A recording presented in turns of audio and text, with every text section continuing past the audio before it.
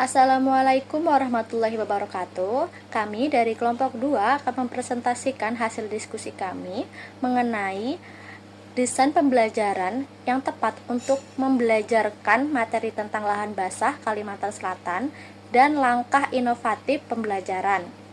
Video ini dibuat untuk memenuhi tugas inovasi pembelajaran lahan basah pada bagian topik 2, ruang kolaborasi.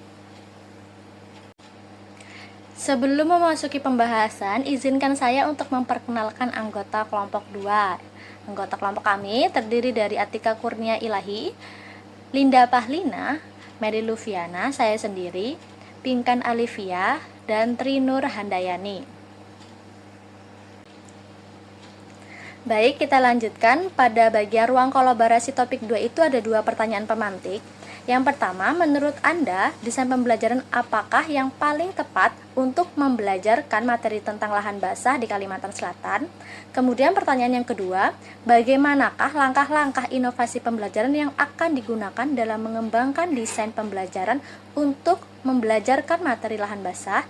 Jelaskan dengan rinci menggunakan tabel yang sudah disiapkan. Berpacu dari 2 pertanyaan sebelumnya, menurut kelompok kami, desain pembelajaran yang paling tepat untuk membelajarkan materi tentang lahan basah di Kalimantan Selatan adalah dengan menggunakan pendekatan CRT atau Curricular Responsive Teaching dan desain pembelajaran Azure. Mengenai hal tersebut akan dipaparkan oleh rekan-rekan saya pada slide berikutnya. CRT atau Cultural Responsive Teaching adalah pendekatan pembelajaran yang menekankan pada keberagaman budaya, pengalaman, dan latar belakang siswa dalam proses pembelajaran. Pendekatan ini sangat tepat untuk diterapkan dalam pembelajaran materi lahan basah di Kalimantan Selatan. Karena wilayah ini memiliki keanekaragaman budaya, adat, ekosistem khas seperti lahan gambut, rawa, dan sungai yang menjadi bagian dari kehidupan masyarakat lokal. Kemudian, mengapa sih pendekatan CRT ini cocok untuk pembelajaran lahan basah? Yang pertama, karena sama-sama menghargai kearifan lokal. Yang kedua, membantu siswa memahami identitas mereka. Yang ketiga, menyesuaikan strategi mengajar dengan karakteristik siswa.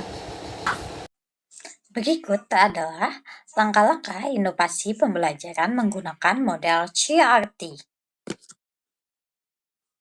Yang pertama yaitu analisis capaian pembelajaran yang berbasis budaya lokal. Menganalisis ini dengan cara mengidentifikasi kompetensi yang ingin dicapai dengan mengaitkannya dengan budaya dan lingkungan lahan basah. Misalnya nih dalam memahami peran sungai dan rawa dalam kehidupan masyarakat Banjar. Lalu ada asesmen diagnostik berbasis latar belakang siswa. Sebagaimana menggunakan diskusi awal atau survei singkat untuk mengetahui pengetahuan dan pengalaman siswa tentang lahan basah seperti apakah mereka pernah ke pasar terapung, melihat rumah lanting, atau mengetahui cerita rakyat tentang rawa-rawa. Lalu ada pemberian pertanyaan pemantik yang kontekstual. Contohnya seperti mengapa banyak rumah di sekitar sungai dibangun di atas air, atau bagaimana sih pengaruh lahan basah terhadap kehidupan ekonomi masyarakat Kalimantan Selatan. Yang keempat ada menggunakan sumber belajar berbasis budaya. Caranya dengan menggunakan pembelajaran dengan menggunakan cerita rakyat, pantun Banjar, kisah tradisional suku Dayak atau berkaitan dengan sungai dan rawa sebagai bahan bacaan atau bahan diskusi. Nomor 5 ada pembelajaran berbasis proyek dengan kearifan lokal. Hal ini dilakukan dengan siswa mengerjakan proyek seperti mewawancarai nelayan di sungai, membuat dokumentasi ekosistem lahan basah, atau menulis cerita pendek tentang kehidupan sekitar rawa. Nomor 6 ada mengundang tokoh lokal sebagaimana narasumber. Tokoh lokal yang diundang itu seperti tokoh adat, nelayan, atau petani lebak untuk berbagi nih pengalaman langsung bagaimana sih mereka beradaptasi dengan lingkungan basah dan bagaimana cara mengelolanya agar menjadi bermanfaat. Yang ketujuh ada pemanfaatan media dan teknologi yang kontekstual. Hal ini seperti menggunakan video dokumenter tentang lahan basah di Kalimantan Selatan, simulasi interaktif tentang ekosistem rawa, atau Google Earth untuk melihat perubahan lahan gambut dari waktu ke waktu. Yang kedelapan ada diskusi dan kolaborasi yang berbasis budaya. Jadi, siswa bisa berdiskusi dalam kelompok dan membandingkan bagaimana masyarakat Banjar, Dayak, dan Melayu memanfaatkan lahan basah dalam kehidupan sehari-hari. Yang kesembilan ada asesmen yang beragam dan responsif secara budaya. Menggunakan asesmen yang memungkinkan siswa menunjukkan pemahamannya dengan berbagai cara seperti membuat infografis, menulis cerita berbasis budaya, atau membuat presentasi multimedia. Nah, yang terakhir yaitu refleksi dengan pendekatan budaya lokal. Siswa merefleksikan pembelajaran dengan cara yang sesuai nilai budaya setempat, misalnya melalui pantun Banjar, jurnal pribadi, atau diskusi reflektif dalam bahasa daerah. Selanjutnya, contoh implementasi di dalam kelas. Yang pertama, pendekatan CRT. Guru bisa memulai pembelajaran dengan pantun Banjar tentang sungai dan kehidupan di sekitarnya, lalu meminta siswa menafsirkan maknanya. Yang kedua, diskusi kontekstual. Siswa berbagi pengalaman tentang bagaimana keluarganya atau masyarakat sekitar memanfaatkan sungai, rawa, atau lahan gambut. Kemudian yang ketiga, proyek berbasis budaya. Siswa bisa membuat video atau esai tentang kehidupan masyarakat di sekitar lahan basah dan bagaimana perubahan lingkungan mempengaruhi mereka. Desain pembelajaran selanjutnya yang kami pilih yaitu desain pembelajaran Azure. Desain pembelajaran Azure ini terdiri dari analyze learner atau menganalisis peserta didik. Yang kedua, state standard and objective yaitu menetapkan tujuan pembelajaran. Yang ketiga, select strategies and resources atau memilih strategi, media, dan materi. Dan keempat, itu ada utilize resources atau memanfaatkan media dan materi. Yang kelima, require learner participation, yaitu mengharapkan partisipasi peserta didik. Dan yang terakhir, evaluate and revise, yaitu mengevaluasi dan juga merevisi. Menurut kami, desain ini sangat cocok digunakan untuk materi lahan basah di Kalimantan Selatan. Berikut adalah uraian alasannya. Berikut adalah alasannya. Yang pertama, dari analyze learner atau analisis peserta didik. Peserta didik memiliki karakteristik yang beragam di Kalimantan Selatan. Banyak dari mereka yang hidup dekat dengan lingkungan lahan basah, sehingga memiliki pengalaman langsung. Namun, pemahaman ilmiah mereka mungkin terbatas. Analisis ini membantu guru untuk menyesuaikan materi dan juga metode. Yang kedua, state objektif atau menetapkan tujuan. Tujuan pembelajaran harus jelas dan terukur. Misalnya, siswa dapat menulis teks deskripsi mengenai pengamatan tentang kondisi lahan basah di Kalimantan Selatan. Mengaitkan dengan materi bahasa Indonesia, misal kelas 7, seperti membuat teks deskripsi, teks laporan, hasil observasi, teks tanggapan, dan lain-lain. Yang ketiga, select method, media, and materials, atau memilih metode, media, dan materi.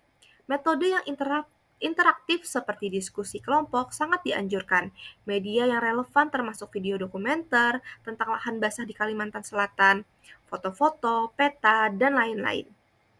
Materi juga dapat mencakup teks deskripsi tentang lahan basah, laporan penelitian sederhana, dan artikel ilmiah populer. Yang keempat, yaitu utilize media and materials, yaitu menggunakan media dan materi. Guru harus terampil dalam menggunakan media dan materi yang dipilih. Misalnya, memandu diskusi setelah menonton video atau memberikan instruksi yang jelas untuk proyek lapangan. Yang kelima, require learner participation atau melibatkan partisipasi peserta didik.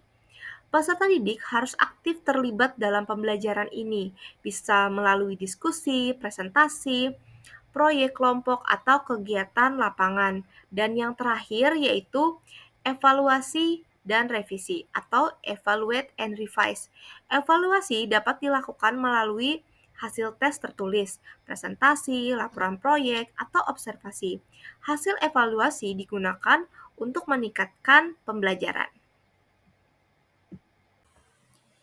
Baik, sebelumnya perkenalkan nama saya Atika Kurnia Ilahi. Di slide sebelumnya itu sudah dipresentasikan oleh rekan saya terkait mengapa desain Esur ini sangat cocok digunakan ke dalam pembelajaran materi tentang lahan basah.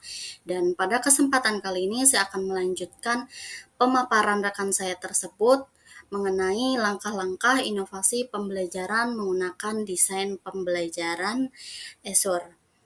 Langkah pertama yang dilakukan itu yaitu menganalisis capaian pembelajaran untuk menyusun tujuan. Nah, tujuan pembelajaran ini disusun berdasarkan karakter tingkat kognitif siswa dan tingkat kesulitan materi lahan basah yang ditemukan di sekitar siswa. Untuk langkah kedua itu ada menganalisis kebutuhan. Nah, pada analisis kebutuhan ini terdapat tahap-tahap yang harus dilakukan. Yang pertama, identifikasi masalah dan kebutuhan terkait pembelajaran lahan basah. Yang kedua, analisis karakter peserta didik dan lingkungan belajar. Yang ketiga, melakukan survei atau wawancara dengan peserta didik dan guru. Yang keempat, menganalisis kurikulum dan sumber daya yang tersedia. Dan yang kelima, melihat lingkungan tempat tinggal peserta didik.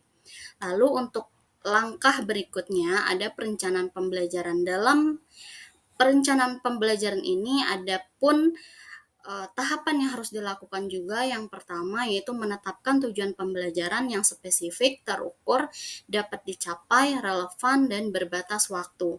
Yang kedua, memilih metode, media, dan materi yang inovatif. Dan yang ketiga, merancang kegiatan pembelajaran yang interaktif dan berbasis proyek. Lalu langkah berikutnya ada pengembangan materi. Dalam pengembangan materi ini ada juga beberapa tahapan yang harus dilakukan. Yang pertama, membuat atau mengumpulkan materi pembelajaran yang relevan dan menarik. Dan yang kedua, mengembangkan lembar kerja, panduan proyek, dan instrumen evaluasi. Yang ketiga, menggunakan sumber daya lokal seperti foto lahan basah Kalimantan Selatan. Yang keempat, membuat video dokumenter pendek tentang ekosistem lahan basah. Dan yang kelima, membuat LKPD yang terintegrasi dengan materi bahasa Indonesia. Lalu langkah selanjutnya ada implementasi pembelajaran. Di dalam implementasi pembelajaran ini juga ada tahapan yang harus dilakukan. Yang pertama itu melaksanakan kegiatan pembelajaran sesuai dengan rencana. Yang kedua, memfasilitasi diskusi, proyek, dan kegiatan lapangan. Dan yang ketiga, menggunakan teknologi dan media secara efektif. Lalu untuk langkah yang terakhir itu terdapat evaluasi dan revisi.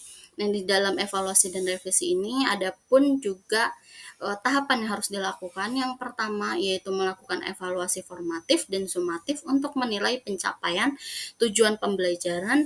Yang kedua, menganalisis hasil evaluasi dan mengidentifikasi area yang perlu diperbaiki. Dan yang ketiga, merevisi dan meningkatkan desain pembelajaran berdasarkan hasil evaluasi.